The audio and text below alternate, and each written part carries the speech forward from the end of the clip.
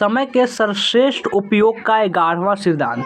11वां सिद्धांत क्या है? समय के सर्वश्रेष्ठ उपयोग का। टाइम मैनेजमेंट बुक में तो एक कर्म में जुट जाए, कर्म में जुट जाए, ये है आपका समय के सर्वश्रेष्ठ उपयोग का 11वां सिद्धांत, जो बहुत इंपॉर्टेंट है। काम में आप जुट जाए, बिना काम किए तो आप भी जानते हैं कि कुछ हासिल होने वाला है नहीं। तो चलिए जानना स्टार्ट करते हैं। इससे पहले हमने 10 सिद्धांत बता रखे हैं, इसका प्लेलिस्ट का लिंक आपको डिस्क्रिप्शन में दिया गया है, आप वहाँ जाकर इसको 10 सिद्धांत को पहले जो पढ़ा चुके हैं उसे आप देख सकते हैं। समय की रेत पर कदमों के निशान बैठ कर नहीं बनाए जा सकते, ये कहावत है, इसको आपको ध्यान में रखना है। और चलिए शुरू करते हैं। बेहतरीन लक्ष्य और सर्वश्रेष्ठ योजनाओं के बावजूद आप असफल हो सकते हैं, बशर्ते आप उन पर अमल न करें। कर्म ही वह जादुई तत्व है जो आपकी अस्थायी सफलता दिलाता है। बिना काम किए तो आप भी जानते हैं कि कुछ होने वाला तो है नहीं, काम तो करना होगा और वो भी सही दिशा में। इसलिए समय के सर्वश्रेष्ठ उपयोग का जो 11वां सिद्धांत है कि कर्म में जुट जाए, काम में लग जाए। और आगे चलिए देखते हैं। और आगे क्या है कि और आगे हम जानते हैं कि बिना मेहनत किए हम सफल नहीं हो सकते, परंतु आश्चर्यजनक बात यह है कि इसके बावजूद हम मेहनत से जी चुराते हैं। हम मेहनत करना नहीं चाहते, काम को टालते रहते हैं, मूड ना होने का बहाना बनाते हैं, यार मूड नहीं है क्या काम करें। समय का समाधान की कमी का तर्क देते हैं कि समय की कमी है, यानी काम करने के अलावा सब कुछ करते हैं, पूरा मूवी देख लेंगे लेकिन काम नहीं करेंगे। इस संदर्भ में तुलसीदास जी इस दोहे को याद रखें कि सकल पदार्थ है जगमाही, कर्महीन नर पावत नाही। क्या कहावत है कि सकल पदार्थ जगमाही, कर्महीन नर पावत नाही, यानी कि इस संसार में नारी सारी चीज़ें हासिल की जा सकती है, लेकिन वे कर्महीन व्यक्ति को नहीं मिलती, कभी नहीं मिलती, जो कि कर्म से, जो काम करने से जी चुराते हैं।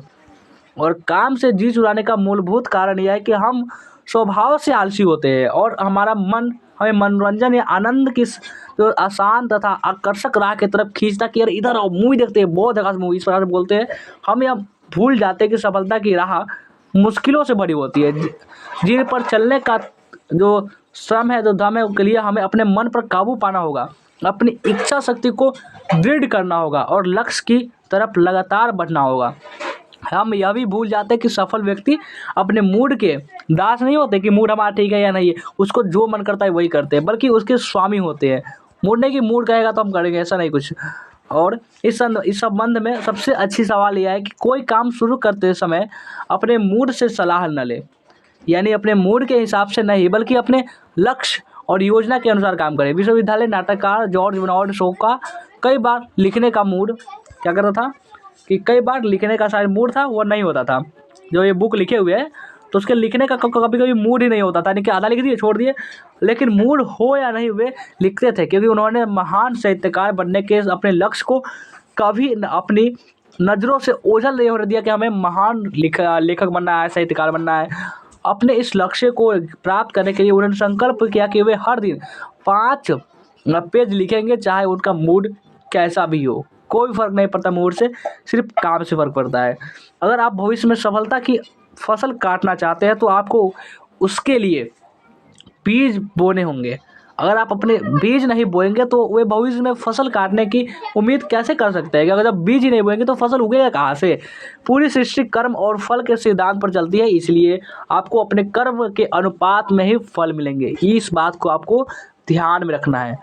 और एक और आपको लाइन है नेपोलियन हिल जो बोले थे कि महत्वपूर्ण यह नहीं कि आप क्या करने जा रहे हैं, इसके बजाय महत्वपूर्ण तो यह है कि आप इस वक्त क्या कर रहे हैं, ये ज़्यादा महत्वपूर्ण है।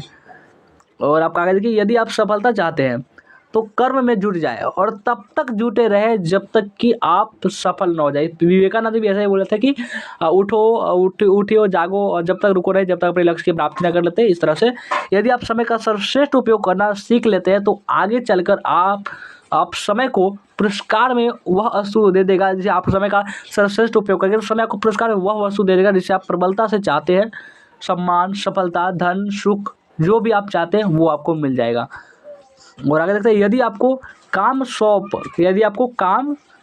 सौंप दिखना है, यानी आपको सांप दिखता है, जब आपको सांप दिखता है तो उसे मार डाले। सोपों पर कमेटी बिठाने की कोई ज़रूरत नहीं, यानी कि मान के चलिए ऐसा भी ये बहुत अच्छी हेनरी रॉस जो इसको पैरों जो आपको ये कथन दिए थे कि यदि आपको सांप दिखता है तो उसे वही मार डाले, उसका कमेटी बैठाने की क्या ज़रूरत है। इस प्रकार से भी हो सकता है। तो ये था हमारा समय के सर्वश्रेष्ठ उपयोग का 11वां सिद्धांत। कैसा लगा, इसको कमेंट के माध्यम से आप हमें जरूर बताएंगे कि समय के सर्वश्रेष्ठ उपयोग का जो 11वां सिद्धांत था ये आपको कैसा लगा।